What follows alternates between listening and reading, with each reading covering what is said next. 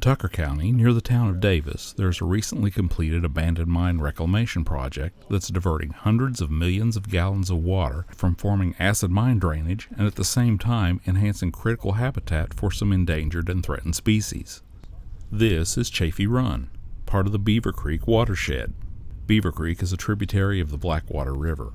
The DEP's Office of Abandoned Mine Lands and Reclamation has spent over $15 million in the Blackwater River watershed and its tributaries to improve stream health, addressing things like dangerous high walls, open mine portals, spoil and gob piles, and numerous subsidence features. Logging companies set up here in the late 1800s, 1880s, and timbered extensively.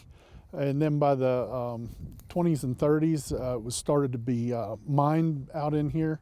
And more recently, the surface mining has impaired a lot of the water quality, decimating a lot of the historic fisheries. In 2018, a large 10-acre impoundment in the headwaters of Chaffee Run breached, causing water to flow into a subsidence feature in the valley and from there into abandoned mine workings below, much like a drain in a bathtub. Dye testing found the now polluted acid mine drainage traveled through the Bakerstown and Upper Freeport coal seams and discharged through outfalls near the towns of Thomas, Coketon, and Kempton.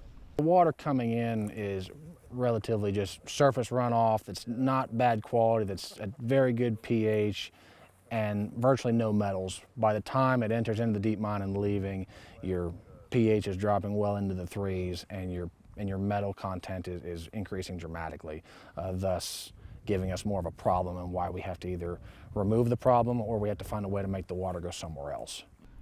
An estimated 200 to 450 million gallons of water were flowing into the abandoned mine workings each year, roughly an Olympic-sized swimming pool each day. You had one singular entry point where water was going into a subsidence feature down into the deep mine.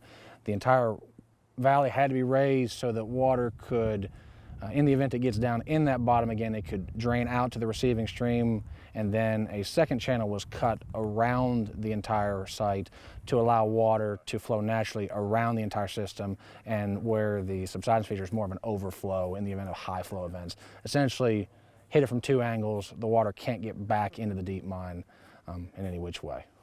Reconnecting Chaffee Run with Beaver Creek provided an additional benefit. It's fairly far down in the watershed, but it'll provide an extra cold water source to the lower part of Beaver Creek, hopefully cooling it off some just above where it flows into the Blackwater in Davis. But we're optimistic that we can improve the fishery in here and maybe get it to where it can sustain a brown trout fishery and at least add it to the stocking list and get it on a recreational stocking program. We've seen a little bit of resurgence and abundance and species diversity in here.